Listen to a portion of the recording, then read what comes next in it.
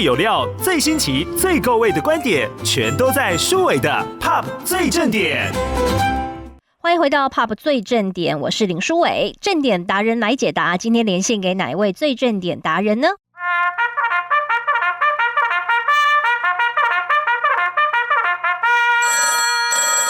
好，我们今天要连线给挺挺动物应援团的策展人刘伟平。伟平早安。早安，舒伟早安，大家早安。好，这一次挺挺动物应援团办了一个非常有意义的活动适得其所，以动保挺野保的巡回展，正在剥皮寮历史街区的演艺厅正在热闹的展出当中。那先请策展人伟平来跟我们聊一下这一次的策展的目的，还有你们想要传达的讯息是什么呢？OK， 好，其实在台湾就是对动物很友善的一个地方，然后我们也很支持动物保护，但是因为一般人接触都是犬猫，所以相对资讯没有这么完整之下，其实过去这些年来台湾的动物保护其实出现了一些状况。那主要的状况是，其实犬猫很多人可能没有想过，它们其实不是野生动物，所以它们是不适合游荡在外面的。其实我们自己家里面有养狗养猫就知道，如果狗狗猫猫就是走失了跑出去，其实我们会好着急，因为我们知道说他们在外面可能过得不好，但是我们却又回过头来面对所谓的流浪动物，我们长期以来在台湾都叫做一个就是 TNR 的一个方法，就是让他们在外面。但是其实最后的结果是犬猫在外面受苦，然后他们又会去发挥天性，造成像是台湾濒临灭绝的石虎，或者是全球濒临灭绝的穿山甲。他们其实这几年来石虎穿山甲其实受到狗狗攻击的比例非常的高，那让生态相关的保育专家他们就非常的着急。那刚好因为我两边都有关心，所以就觉得说有必要其实出来跟民众分享说，其实犬猫的适得其所，就是要让他们回归到人类的家庭，然后当他们回归到人类家庭的时候，他们会过得很好。相对的，外面其实生活上面处处都是威胁的野生动物，至少可以少了一个来自于人类伴侣动物的一个侵扰跟伤害。因为这几年我们讲到说要养犬猫，大家都知道一个口号嘛，以领养代替购买，但是在外流浪的流浪犬猫还是很多目前台湾如果算起来的话，你们有做过统计吗？对，农业部有公告，那目前最新一次公告的是大概还有16万只的狗，那猫咪的数量因为更难做调查，所以有可能是比这16万更多的数量。所以这个展览适得其所，就是希望让社会大众可以明白，而且就是养犬猫的人很多，但千万不要觉得说你没有能力养了，或者是说不能养了就让他们流浪在外这是千万不行的。那当然就是犬猫流浪在外，它也不是故意要去咬那些野生动物，但它就是为了要存活。那野生动物像这种野生动物被犬猫攻击的，除了石虎之外，您刚刚有提到的穿山甲是吗？以前舒伟应该知道说我一直有养狗，而且我养大型犬，我喜欢大型狗，对，所以像家里面像我们有养狗的都知道，我们会去买球，狗狗很喜欢咬球。可是外面的狗狗没有主人，它过得已经很辛苦了。那狗狗它还是有天性，它也是想要玩嘛。可是外面没有主人买球给它，所以他们在野外的时候，如果遇到一种动物叫穿山甲，穿山甲遇到害怕的时候，很习惯把自己卷成一颗球。对，所以狗狗会以为它是一颗球。应该说狗狗其实也不知道它是什么，狗狗就是喜欢啃咬，它就是想要去追逐嘛，有东西滚来滚去又像一颗圆形的，它就会用就是跟家里面玩球一样，它就在野外玩穿山甲。那玩着玩着就把穿山甲的尾巴咬断掉了。那穿山甲尾巴咬断其实很严重的是，不只有可能这只的性命，如果它咬得很深，那当然有可能穿山甲会死亡。就算它只是咬掉一段，因为穿山甲妈妈是靠尾巴背着小穿山甲育幼的，那个尾巴对他们很重要，就是养育下一代很重要。所以没有尾巴的穿山甲，除了是这一只受到伤害之外，整个族群的延续力都会变弱，所以它相对问题其实蛮严重的。所以认养代替购买，不仅可以帮助犬猫，也可以拯救野生动物。对，没错，这是你们这一次希望可以倡议给很多的社会民众可以更了解的。对，其实认养代替购买在台湾其实大家都很支持跟接受，可是又因为大部分的人可能到现在还是对收容所有很多误会，觉得收容所可能还是停留在以前有一部电影叫《12夜》，以为还是又黑又臭又脏，但实际上没有，就是现在的收容所啊，这些年来有很大很大的进步，所以其实真的是可以鼓励喜欢猫狗的民众不要害怕。如果说你已经准备好想要饲养，因为每年在台湾还是至少有新增加10万只以上的狗狗进入到人类家庭，都比那个新生儿要多了。对，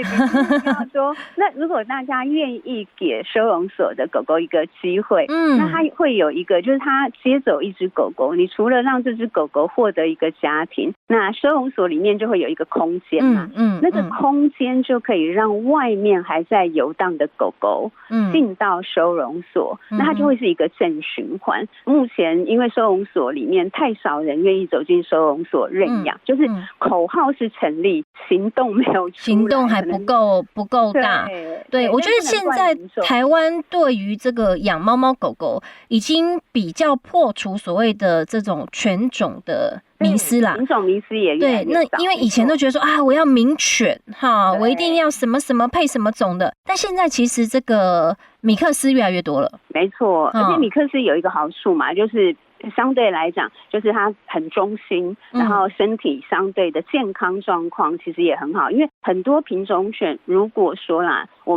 们再去购得一个品种犬的过程当中，如果不是跟非常非常专业，国外其实叫 breeder，是育种者，他们育种者是会做很多的基因检测，去确保就是配种的狗狗不是近亲，然后配种的狗狗没有任何的遗传性疾病，因为很多品种狗身上其实有很多遗传性疾病的，反而去收容所认养一只米克斯，然后去收容所里面呢，狗狗其实都已经有做好很多的，譬如说施打疫苗啊，有一些健康的筛检都已经做了，所以其实是非常好的选择。甚至于跟收容所的人员可以多聊一下，去收容所多看多逛多找那边的人员聊，其实就可以找到一只非常符合自己能力可以把它养好的狗狗。是，就是给收容所的浪一些机会啦。对，好，那走进适得其所以动保挺野保的巡回展当中还有哪些重要的课题也值得分享给听众朋友呢？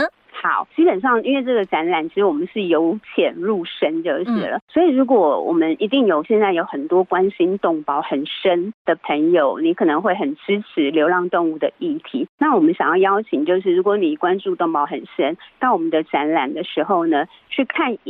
有1到7个不同颜色的彩墙，彩色墙面上面的字词呢，都是关心动保的人一定要了解的一些，譬如说到底什么叫动物保护，所谓的5大福利，我们有想过是哪5大福利吗？它才符合动物保护，所以动物保护的精神以及内涵，或者动物保育有一个名词叫生物多样性，还有自然平衡。那保育讲的是这个部分。如果关心动保的朋友，你要先搞清楚这些字词，因为我们网络上面有很多资讯，甚至于很多游行活动，我们这样讲好了，就是有各式各样不同的资讯。如果我们连基本，譬如说到底野生动物保育追求的是什么，然后动物保护追求的是什么，我们其实不是那么清楚，那我们可能就会去支持，像是过往搞不清楚什么叫做安乐死，什么叫做扑杀，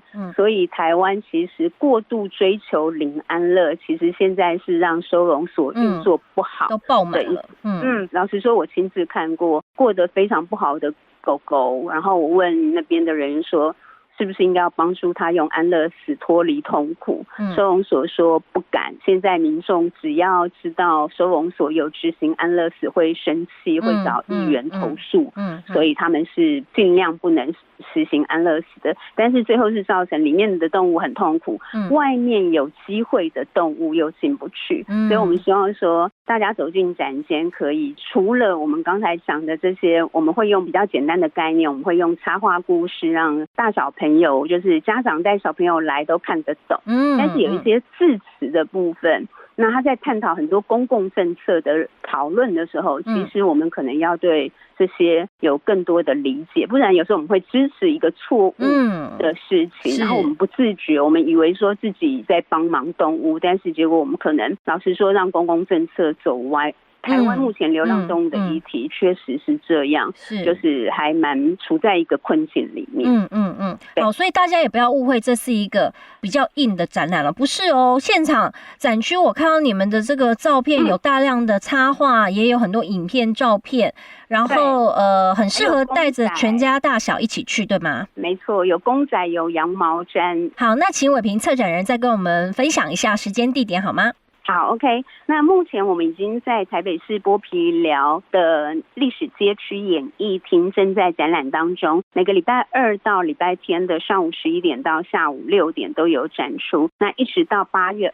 27号，大家都可以来。接下来我们9月份会进入到新北市政府的1楼大厅，10月份会到台中市政府文心楼的1楼大厅。那相关的资讯都可以到我们的粉专叫挺挺动物应援团去，就是了解更多的资讯。这样子。好的，非常谢谢刘伟平策展人来跟我们做这么详细的分享，谢谢你，谢谢，谢谢舒伟，谢谢大家。